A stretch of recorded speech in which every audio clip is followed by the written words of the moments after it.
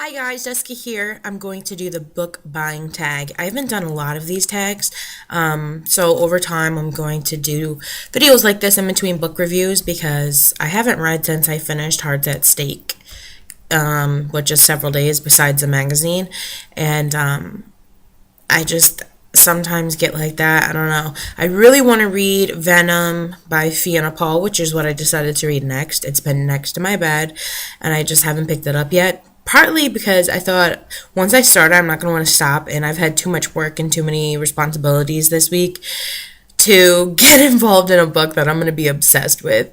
So that's pretty much how that worked. But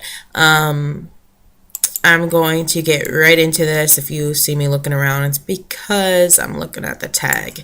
Okay, the first question is, do you have an obsession with buying books? I don't think I really have an obsession. I go through stages. As you noticed, I haven't really bought books in several weeks. And then I'll go through a period of time where I'll buy books, every week I'll put an order in. But I never buy a lot at a time. I'm usually spending $20 or $30 at a time. So, it's not really expensive for me.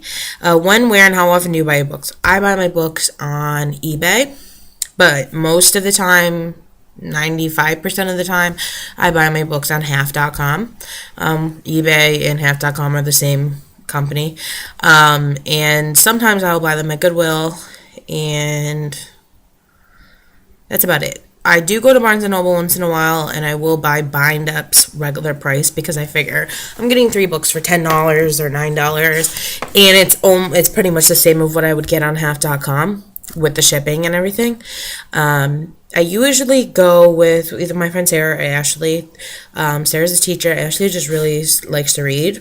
She's really gotten into it the last few years, which is cool because I had somebody else that really likes books. She likes reading 50 Shades of Grey and all those kind of books, which I've read some of them. I read 50 Shades of Grey series and such, but I really love reading young adult, and she stays with the romance, which is fine because at least we both like going there together. What kind of things attract you to books when browsing them? Is there a specific genre of books you automatically go and look at? Of course, I go to the young adult section. Sometimes I go to new arrivals because I do like some authors that are adult, like Jennifer Weiner. I like Jen Lancaster. She writes humor and memoirs. Jane Green, I like. Jodi Picoult, I've read some of her books, not all. I'm kind of behind on her. I do like some biographies and such, but I usually just go to the young adult section. Do things attract me to something? A lot of times I really are attracted to the bind-ups just because, especially for somebody that has a YouTube channel and is a bookworm, it's more cost effective for me to get involved in series, especially ones I've been wanting to read and buy bind-up. So I am attracted to books that are, volumes or anthologies of many books. Do you prefer to buy new, used, or a mixture of both? I usually always buy used. And sometimes when I buy things on eBay or half.com, I buy like a very good or like new thing. It depends on the prices. I usually just buy what's the cheapest, I'm not going to lie, because I usually always sell them off or trade them off. I never keep my books. I just don't. I just never been like that. I'm not somebody that has like a bookshelf with tons of books. I know what I've read. I don't really need everyone to see it when they walk into my apartment. There's some books that I've kept, but very few. I have a really small, it's behind me. That's my little bookshelf, but most of it's actually writing style guides and stuff from my career, so I don't really have a lot of books that I save. I like to pass them on so they're loved by somebody else. How much are you willing to spend on books each month?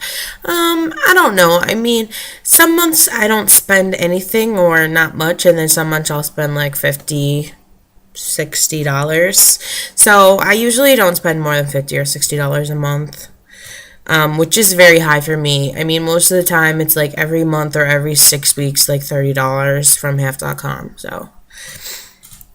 Have you ever gone on book buying bans? No. I mean, I've went through periods of time where I didn't really allow myself to buy anything more because I just had so much and I was getting overwhelmed. But I don't really agree with that. I mean, why put yourself on a ban? or adults, right? How long does it take you to get around to reading recently bought books? Some of the books take me a very long time to get to in my drawer. Now, I don't have that many left, although, I mean, I really do have a lot, but compared to a lot of people, I don't. And some of them have been sitting there over a year. And what's funny is I still haven't chose to read those books first. I really need to do that. Maybe I'll do something in April where, like, you have to read, the oldest book in your to be read and onward, like the oldest ones. That'll be like my challenge for April. We'll see. Do you prefer to buy a lot of shorter, cheaper books or just a few longer, more expensive ones? Pretty much all the books that I buy are the same. I spend typically on Half.com, my books are like 75 cents. And then I pay the shipping and everything. Or Onward too, I pay between probably up to $5, maybe a little bit less, and then shipping. So I pretty much I get cheaper books, but that doesn't mean that I get less of them. Anything else to say about Awesome Obsessions?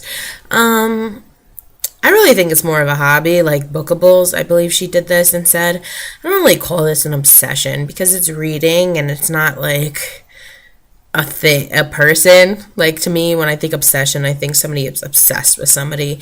I don't think that I don't know, I guess I can get obsessed with my books. I don't know, I just don't like the word. It sounds very negative to me. It's just a hobby and it's really a pleasure, a guilty pleasure. I guess young adult books are a guilty pleasure because I'm going to be 28 years old in like a couple months, but who am I tagging? Pretty much anyone that hasn't done this, you can tag this. I'm trying to expand my channel, so if you do it, if you could mention my channel, I really appreciate it, and I'll definitely give you a shout out in my next video. Once I just send me a message, if I'm not subscribed to you or something, just send me a message saying you mentioned me, and I'll be sure to mention and shout you out in your next channel. Just help everybody out. I've just kind of really started to do more quality videos. I still haven't mastered the perfect lighting, and I don't use a camera like a lot of people. I use my webcam on my computer, so I'm not going to get that same quality a lot of you get, but I try to give quality content, which I think is a little, just as good, even though you might not be able to get the same video quality. I've been really trying to vamp this channel, and I found quite a few people that I added from the BookTube community to subscribe to watch, get more ideas, get more friends from, the BookTube community and kind of expand a little bit. So I would love to expand further and get to know more of you if you're watching. Even just comment below about your channel and I'll shout you out the next video. That's fine. I'm all about helping everybody. So definitely do this tag if you haven't. I really want to hear what other people have to say. All right. Happy reading, and I'll talk to you soon. Bye.